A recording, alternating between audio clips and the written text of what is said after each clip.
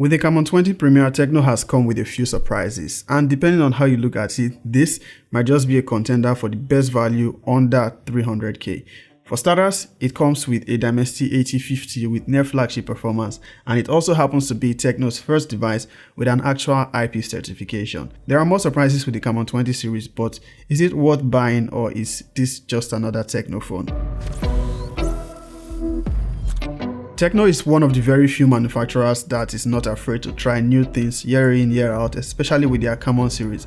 It is quite evident when you look at the previous Camon 19 Pro and even the 18 Premier and realize they don't actually look like predecessors of the series. Most manufacturers build on existing hardware and make a few changes here and there, but Tecno is not afraid to bring an entirely new design.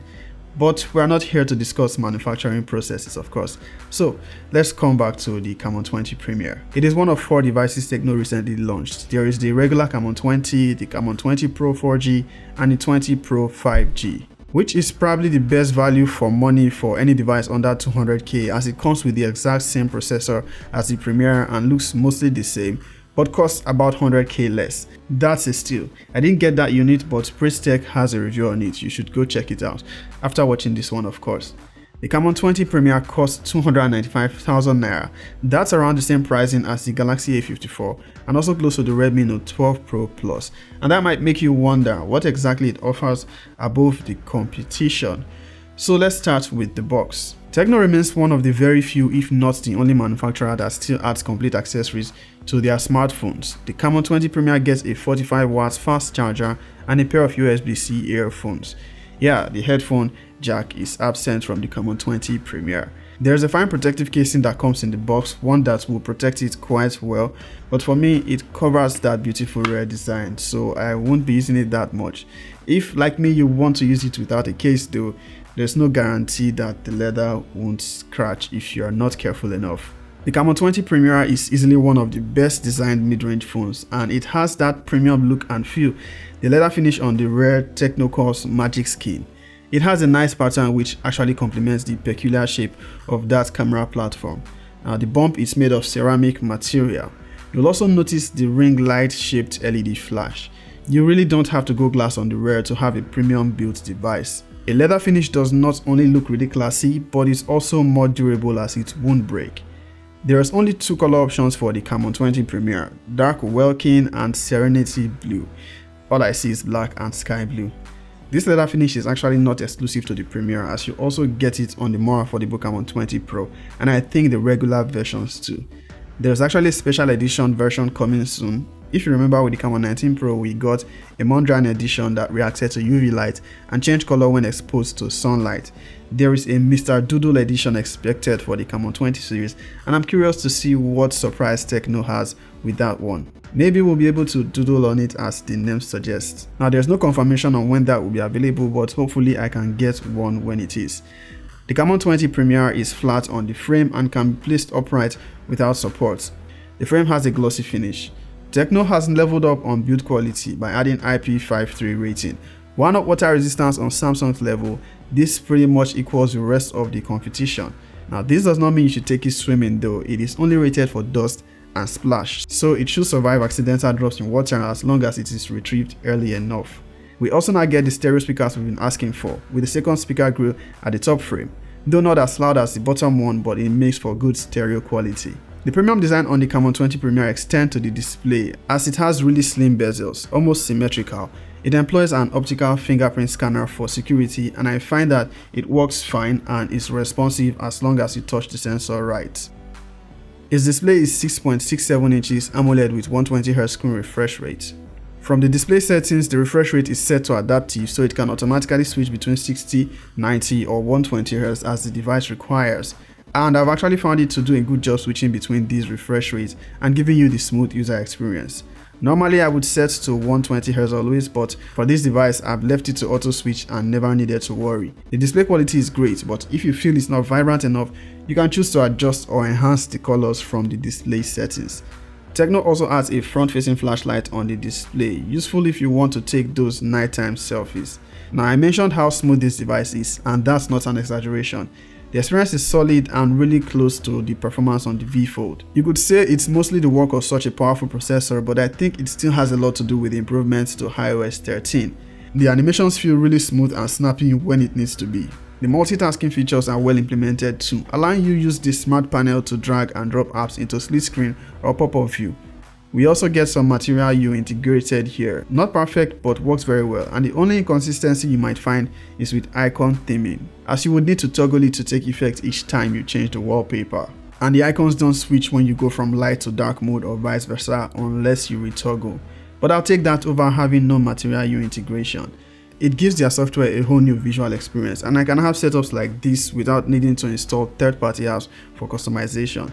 You can find the icon theming and dynamic color settings under special function and then accessibility. iOS will still be typical iOS at this price point. Unlike the V Fold, which had almost no bloatware, this one comes with a few. The good though is that they are not as aggressive. The regular culprits like Phoenix is not sending me the unsolicited notifications. So far only Palm Store, and that can be ended by just turning off its notifications. There is also this persistent NFC notification that doesn't go away unless I disable NFC. Not cool. The Camon 20 Premier is likely the only phone you'll find with as much as 512 gigs of storage for its price. The competition offers no more than 256 gigs at this price point. For the Galaxy A54, for example, even the 256 gig version will cost you upwards of 300k. For RAM, it comes with 8 gigs. There is no SD card slot, but do you really need it for a device that comes with 512 gigs of storage? I think not. My favorite feature of the Camon 20 Premier is the processor, the Dimensity 8050. From all indication, it looks like a rebrand of the Dimensity 1200 or 1300, whichever you choose. Benchmark scores affirm its potential as it scores well over 600k on Antutu and with solid single and multi-core scores on Geekbench. As I say the Snapdragon 7 Plus Gen 2 on the Poco F5, which is not available in this region, I doubt there's any processor that beats it for the price. Not the Exynos 1380 on the A54, nor the Dimensity 1080 on the Redmi Note 12 Pro Plus 5G. I'm referring to new devices by the way. I'm pretty sure some will invoke the older flagship gospel in the comments. Performance here is one you definitely can't find fault with. Everything works smooth, and with gaming there are no disappointment. It barely heats up uncomfortably, and that could be due to its dual liquid cooling system. Definitely every device gets hot when you push it to the limit, but so far nothing abnormal here, and it's nice to see that it maintains warm temperature even when gaming for long. It plays PUBG at HDR graphics and can go as high as ultra frame rate. With Call of Duty Mobile, you can get very high graphics settings and max frame rates. I found gaming here enjoyable with no frame drops. Of course, I've not pushed it as much as a mobile gamer would, but from the little I've done, it's looking good. Haptic feedback here is also solid. This is one area Tecno devices have previously not excelled, and it's nice to see that they've done a good job to improve it significantly. The battery capacity of the Camon 20 Premier is 5000 mAh and it will have no issues taking you through a day of use on a full charge. I've not experienced any abnormal battery drain, and I'd say it has amazing standby time. It supports 45 watts fast charging and it will take just about an hour to charge from 0 to 100. When you look at Tecno's Camon series, the cameras are a major selling point as they tend to pack it up spec wise. This time we are getting a 50 megapixel camera with sensor shift stabilization and laser autofocus, similar to the technology used on the iPhone. There's a 108 megapixel ultra wide camera, and I'm like, who needs 108 megapixel for an ultra wide camera? But you'll be surprised at what it can actually do. There's a 2 megapixel depth sensor. On the front we get a 32 megapixel camera. That's quite the camera specification for a mid-ranger. I found it to take really good photos with a decent level of color accuracy. On human subjects, skin tones are great, and so is HDR processing. I noticed though that the color profile when shooting portraits appears different from non-portrait shots. Also, the 108 megapixel ultra wide camera seems to have more vibrance with colors compared to the main camera. The edge detection on portraits is not always perfect, but you get good shots in few tries.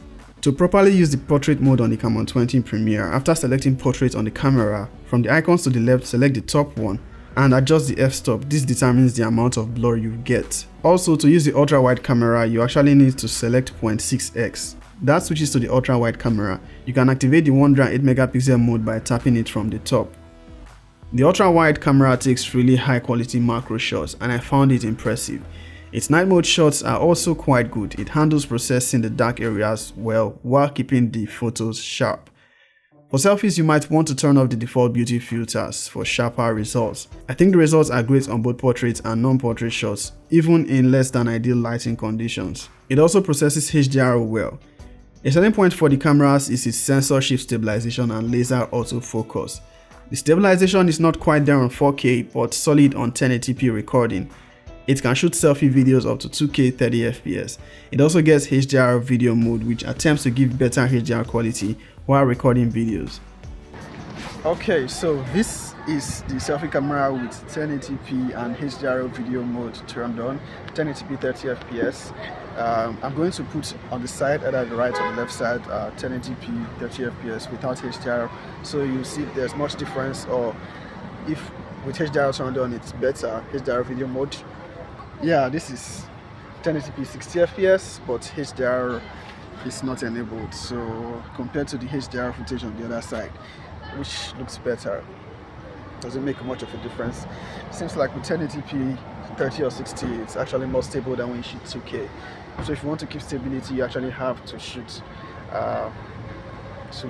1080p 60 or 30 from the selfie camera, that is. Looking at the devices Tecno has released recently, I'll say they've gone quite far. They are quite there on the hardware and build quality. Adding IP52 rating is a nice improvement and one less thing to nitpick. The overall features of the Camon 20 Premier makes it highly recommendable. Not to forget the software improvements with iOS 2, though it's still getting there because it still needs some decluttering. The Camon 20 Premier will give you probably the best gaming performance you can get at its price. I still think their camera software could use some work on the processing for more consistency though, but overall, nice one Tecno, nice one.